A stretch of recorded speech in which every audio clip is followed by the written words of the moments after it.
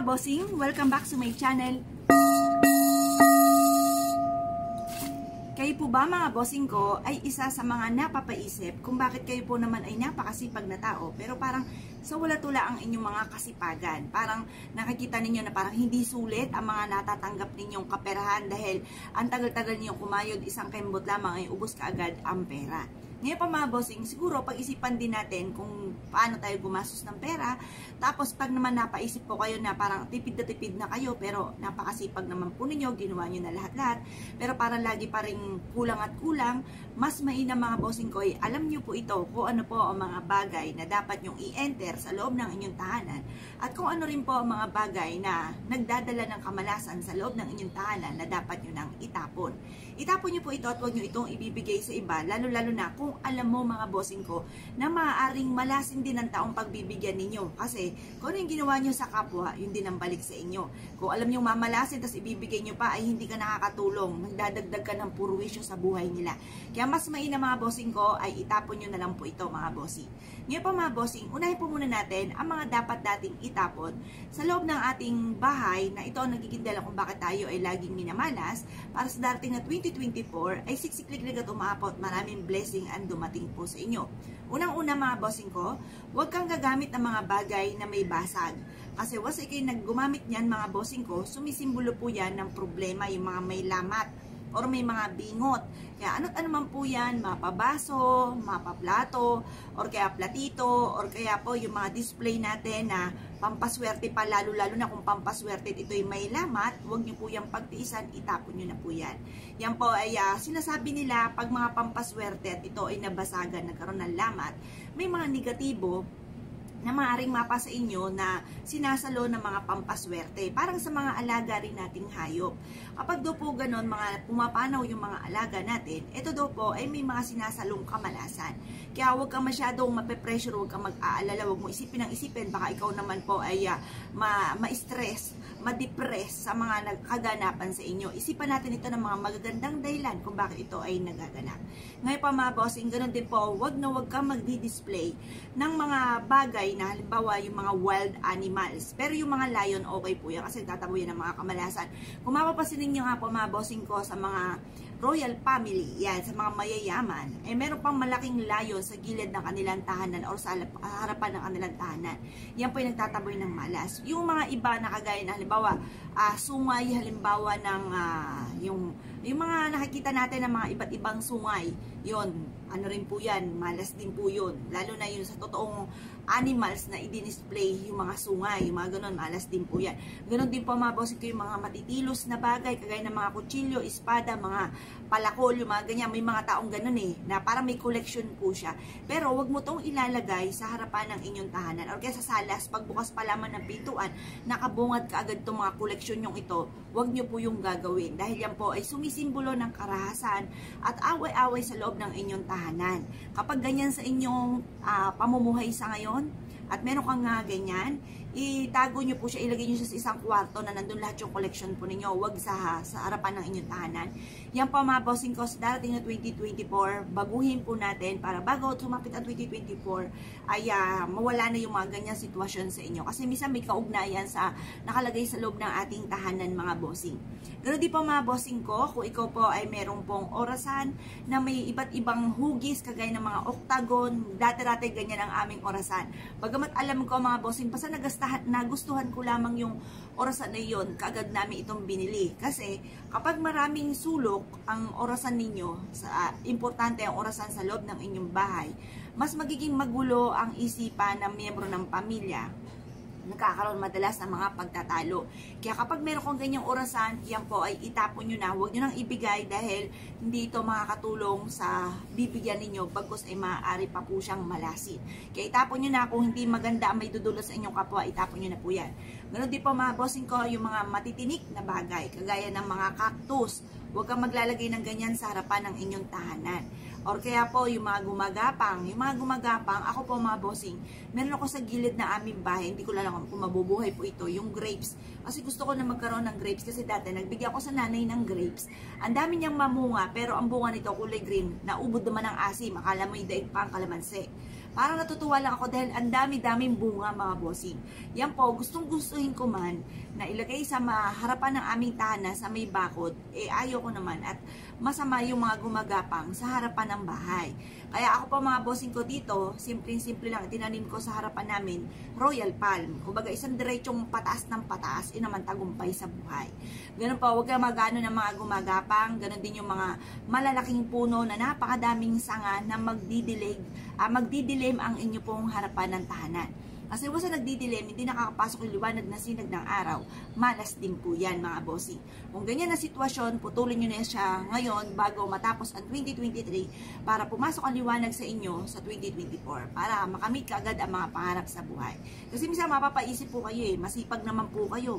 Kayo po ay madiskarte, kayo po hindi nakakalimot magdasal.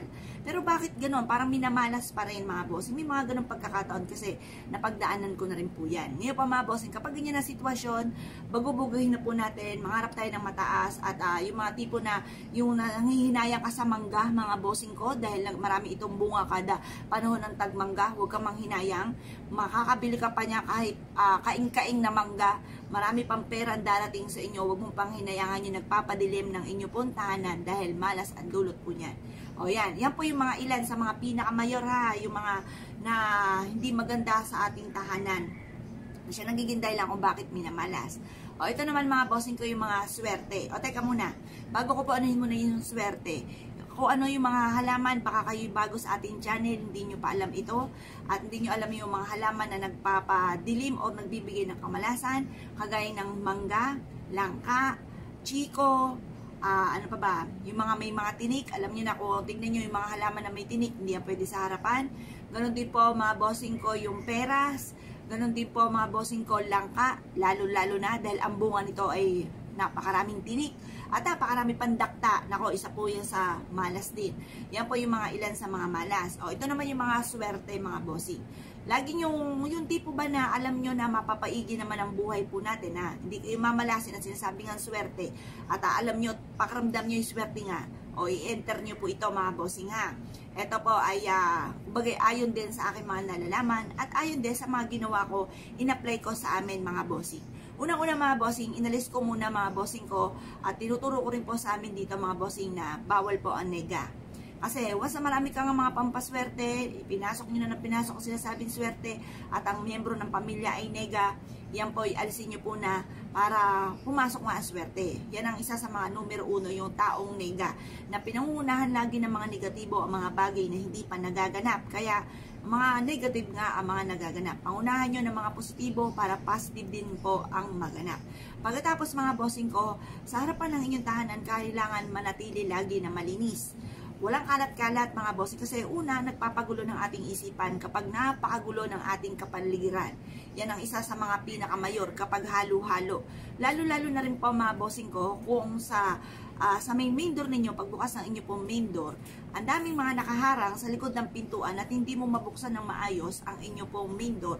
Isa rin yan sa mga negative. Kaya hindi po ang swerte ay tuloy-tuloy dahil maraming mga nakaharang sa pintuan pa lang ninyo. Ngayon po mga bossing, alisin ang mga nakaharang sa likod ng pintuan. Hindi po yan maganda. Tapos, ganun din po mga bossing ko, sa harapan ng ating tahanan, yun nga po, laging malinis. Alisin nyo yung halimbawa, kasi negative po kapag may mga imbornal sa harapan ng tahanan. Unang-una, mabaho po yan, madumi. Laging lilinisin po ang harapan mga bossing. Tapos, lagyan nyo po yan ng mga pangontra. Mas mainam, lagyan nyo ng windchime, yung tipong lagi nahahanginan, laging lumilikha ito ng tunog na nagtataboy ng mga kamalasan. Ganoon din po mga bossing, lagyan nyo ito ng bagwa, lagyan nyo rin po siya ng horseshoe. Yan yung tatlong bagay na dapat huwag ka magpapawala sa inyo pong main door para ang swerte ay tuloy-tuloy. Yun nga po yung windchime, bagwa at horseshoe. Yan yung tatlong sikreto. Tapos, mag-enter kayo sa loob ng inyong tahanan ng bilog na orasan, mga bossing. Ang bilog na orasan, humarap ka sa may silangan, sa gawing kaliwa ninyo, sa pader, doon yung ipapako sa mataas. Yon, kasi yung kitang-kita rin yung orasan. Kasi may ibig sabihin din po yan, tagumpay po yan sa buhay. Nasa gawing silangan ka, tapos sa gawing kaliwa, at sa pader nyo po ito ipapako. Kapag ang orasan ninyo ay nakapako, mga bossing ko, sa kahoy, at ito'y aalog-alog kada bukas lalo ng pinto, alisin nyo po yan. Kasi yung buhay po ninyo parang aalog-alog lagi, parang hirap, lagi maraming problema. Kaya ipako nyo na ang swerte mga bossing. Sa pader nyo po ito ipapako. Pagtapos mag-enter tayo ng mga masuswerteng halaman sa loob ng ating tahanan, kagaya ng mga money tree, yung mga variegated na yan, mga rubber plant, tsaka yung mga jade plant, yung mga ganyan mga bossing. Kasi yan naman po yung humihigop ng mga negatibong enerhiya sa loob ng ating tahanan. Kaya dapat meron tayong mga ganyan para, kasi pasinin nyo po, kapag wala kang tunay na halaman sa loob ng inyong tahanan, parang nagiging mainitin ang miyembro ng pamilya yung ulo po nila, tapos parang nagiging maalinsangan ang loob ng inyong puntahanan. Kaya mas mahina mga bossing ko, meron tayong pang-alis kasi yung mga tunay na halaman ay naghihigop yan ng mga negatibong enerhiya at nagpapalamig ng kapaligiran mga bossing. Pasinin nyo yung mga walang halaman, walang puno sa paligid, mainit masyado mga bossing. Pero once meron kang halaman dyan, lalo't humangin, nagbibigay pa ito, nadadagdagan pa yung hangin at saka mas malamig yung kapaligiran. Mas magaan ang daloy ng swerte mga bossing. Tapos, huwag ka rin magpapawala sa inyo pong hapagkainan ng mga pagkain. Kasi once meron pong bawa yung sa pagkainan ninyo, makakita ka ng mga pagkain po dyan, nag-a-attract po yan. Once na merong pagkain, nag-a-attract po yan ng kasaganahan. Mas nag-iimbita pa po yan ng pagkain. Parang mas dadami ang pagkain. Parang sa wallet, huwag kang magpapawala kahit 5 doling sa wallet para may magtawag ng swerte. Kasi once na wala talagang laman po yan, wala magtatawag mga bossing ko ng kasamahan pa po niya. Kaya kailangan lagi kang merong pera sa inyo pong pitaka at ganoon din sa ating pagkainan. Yan po mga bossing ko ang mga ilan na dapat po ay alam po natin upang sa ganoon sa darating na 2024 ay siksikliglig at umaapaw at napakaraming blessing ang dumating po sa atin. Kaya kung kayo pinaniwala at nais po yung gawin, ay siya mga bossing, good luck po sa iyo po lahat.